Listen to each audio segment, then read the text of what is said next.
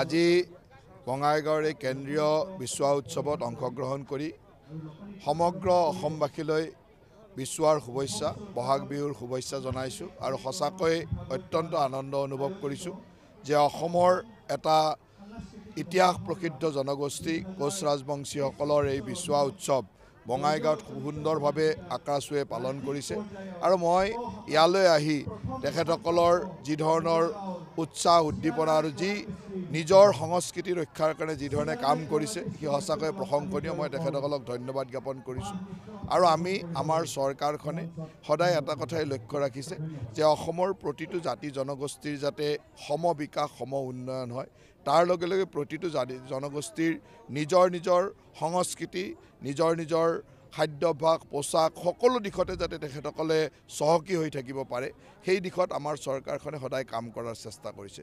মই ইয়াৰ লগত জড়িত সকলোকে ধন্যবাদ জ্ঞাপন কৰিছোঁ। ৰাজনৈতিক প্ৰশ্ন এটা কৰিম।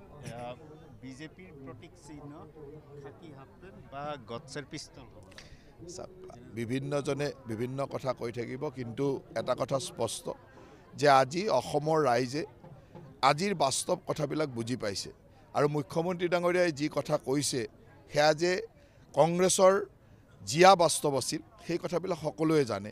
গতিকে তাক লৈ কংগ্ৰেছে এতিয়া নিজৰ প্ৰতিক্ৰিয়া প্ৰকাশ কৰিব, কিন্তু অসমৰ ৰাইজেতো কংগ্ৰেছৰ সেই 15 বছৰৰ জিয়া বাস্তৱবিলাক জানে।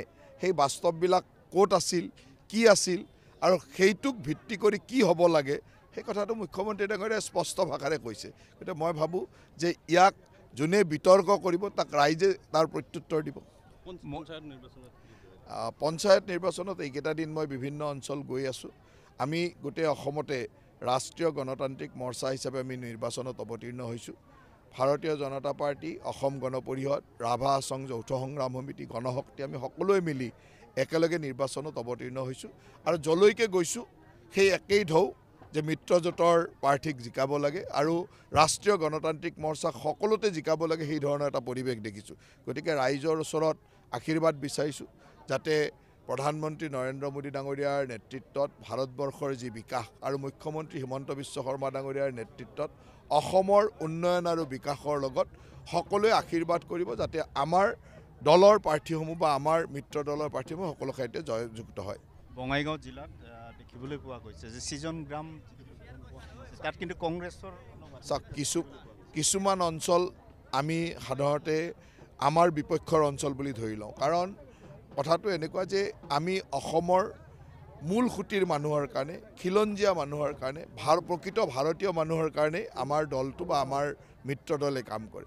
কিছুমান অঞ্চল এনেকুৱা আছে যিবিলাক অঞ্চলৰ বাসিন্দা কিছুমানে আমাকে গ্ৰাস কৰিব খোজে, তেনেকুৱা মানুহৰ লগততো আমি নাই, সেই কথাটো সকলোৱে জানে আৰু সেইবিলাক অঞ্চলত আমাৰ ভোটটো কম থাকে। সেই অঞ্চলত বেলেগ বেলেগ দলবিলাক ঘূৰি থাকে। গতিকে আমাৰ জাতিটোক যোনে গ্ৰাস কৰিব, আমাৰ সংস্কৃতিক যোনে গ্ৰাস কৰিব তাৰ লগততো আমি থাকিব নোৱাৰোঁ। গতিকে তেনেকুৱা অঞ্চলবিলাক বিৰোধীৰ হয়েই আৰু তাক লৈ আমি কি আলোচনা কৰিম। বিশ্বৱা অনুষ্ঠানত আজি আপুনি অংশগ্ৰহণ কৰিছে। কোচ ৰাজবংশী জনগোষ্ঠীৰ জনজাতিকৰণৰ বিষয়টোৰ ক্ষেত্ৰত আজিৰ দিনটোৰ মন্তব্য আজিলৈকে যদি চাই কোচ ৰাজবংশীসকলৰ জনজাতিকৰণৰ ক্ষেত্ৰত একমাত্ৰ ৰাজনৈতিক দল হিচাপে আমাৰ দল বা আমাৰ চৰকাৰখনেই সকলো ক্ষেত্ৰতে পজিটিভ বা ধনাত্মক দিশত কাম কৰিছে। অসমত এটা কথা চাব লাগিব যে প্ৰতিটো জাতি জনগোষ্ঠীৰ মাজত সমন্বয়ৰ মাজেৰে আমি এই কামবিলাক কৰিব লাগিব আৰু আমাৰ চৰকাৰখন এই ক্ষেত্ৰত খুব সুন্দৰভাৱে কাম কৰি আছে। মই ভাবোঁ যে এই জনগোষ্ঠীটোৰ বহুদিনীয়া যিবিলাক আশা আকাংক্ষা আছিল এটা এটাকৈ আমি পূৰণ কৰাৰ চেষ্টা কৰিছোঁ। আজি কমতাপুৰ স্বায়ত্তশাসিত পৰিষদ হৈছে, কোচ ৰাজবংশী ডেভেলপমেণ্ট কাউন্সিল হৈছে। এয়া আমাৰ চৰকাৰ বা আমাৰ নেতৃত্বৰ জাতিটোৰ প্ৰতি মানে অৱদান। গতিকে মই ভাবোঁ যে সময়ৰ লগে লগে আমি কিমানখিনি জনগোষ্ঠীটোৰ কাৰণে কৰি যাব পাৰোঁ তাৰ চেষ্টা আমাৰ সদায় থাকিব। গুৱাহাটী মহানগৰীৰ যিটো বানপানীৰ পৰিৱেশ, এই পৰিৱেশটো আমি নিয়ন্ত্ৰণ কৰিবৰ কাৰণে বহুদিনৰ পৰা চেষ্টা কৰি আছিলোঁ। এইবাৰ এটা কথা ঠিক যে আগতে যিবিলাক ঠাইত ইমান ডাঙৰ বৰষুণ হ'লে 2-3 দিনলৈ পানী ওলাই নাযায়, এতিয়া আমি 6 ঘণ্টাত ওলাই নিবৰ কাৰণে চেষ্টা কৰিছোঁ। কিন্তু কথাটো এইটো যে বৰষুণ যেতিয়া ডাঙৰকৈ হ'ব গুৱাহাটীৰ কিছু কিছু অঞ্চলত পানী একেবাৰে নোহোৱা কৰি পেলোৱাটো ইমান কম দিনত সম্ভৱ নহয়। কিন্তু এতিয়া অন্ততঃ গুৱাহাটীৰ বিভিন্ন অঞ্চলৰ ৰাইজে এইটো বুজি পাইছে যে হয় আধা ঘণ্টা, 1 ঘণ্টা, 2 ঘণ্টা, কোনোবা এটা অঞ্চলত 6 ঘণ্টা আমি তেনেকৈ সময় সাপেক্ষে তাক কিমান দূৰ পাৰোঁ ক্লিয়াৰ কৰাৰ চেষ্টা কৰিছোঁ। আজি যোৱাকালি ৰাতি মুকুলধাৰ বৰষুণৰ পিছত আজি ৰাতিপুৱাৰ পৰা আমি কাম কৰি 2-3 বজালৈ মোটামুটিকৈ বৃহৎ অঞ্চলত আমি পানী নোহোৱা কৰিবলৈ সক্ষম হৈছিলোঁ। তাৰ মাজতো কিছু অঞ্চল থাকিব যে একেবাৰে নোহোৱা কৰিবৰ কাৰণে সময় লাগিব আৰু তাৰ পৰিকল্পনা আমি দীৰ্ঘদিনীয়া পৰিকল্পনা আমি চলি আছে। সঁচাকৈ আজি যিটো খবৰ পাইছোঁ দুখজনক ঘটনা, একেবাৰে সঠিক তথ্যলৈ যাব পৰা নাই, মাত্ৰ গুলীয়াগুলি হোৱা ঘটনাটোৰে খবৰ পাইছোঁ।